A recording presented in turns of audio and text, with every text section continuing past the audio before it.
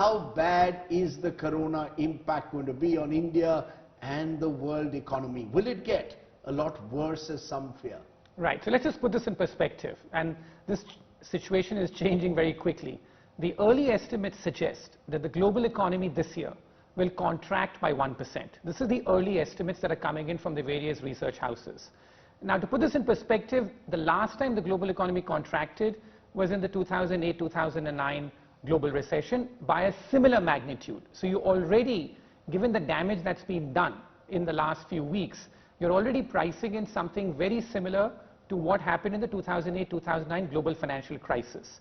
There have been about 7 global recessions over the last century.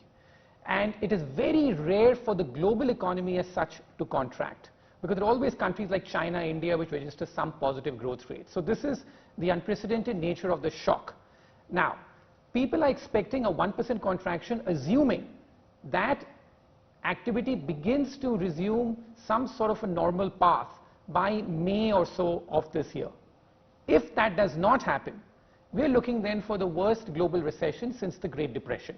That is the sort of scenario that we're looking at. At the very least, what people are looking for now is that the global economy suffers the similar kind of recession it suffered in the 2008-2009 global financial crisis.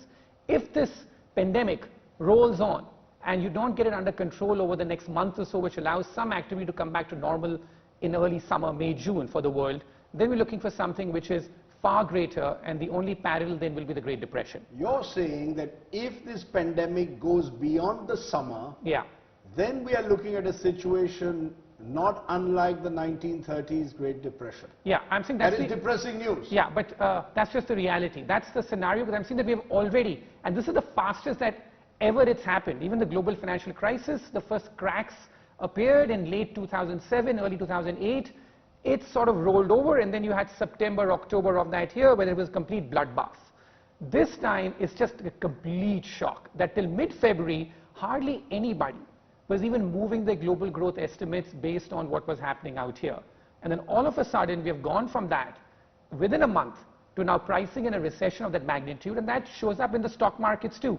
The stock markets, if you look at the US stock market, again you have to go back to the 1929 crash to come across a period where the stock market has fallen so quickly over such a short span of time. The typical bear market in the US, where the stock market falls by 30%, happens over 15 months. This time, we have seen a 32% decline in 18 days. That has just never happened before. Even during the global financial crisis, you did not see something as precipitous as that.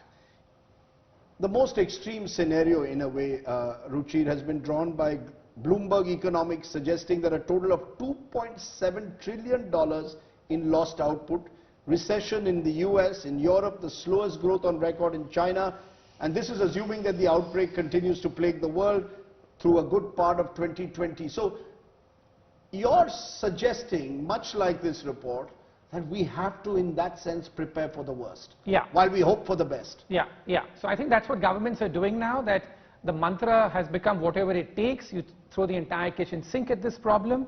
But here is where the world is getting a bit split between the haves and the have-nots, which there are some governments that have the capacity to try and do this. The United States being the principal one, where they're thinking about a stimulus, which is about 5% of GDP.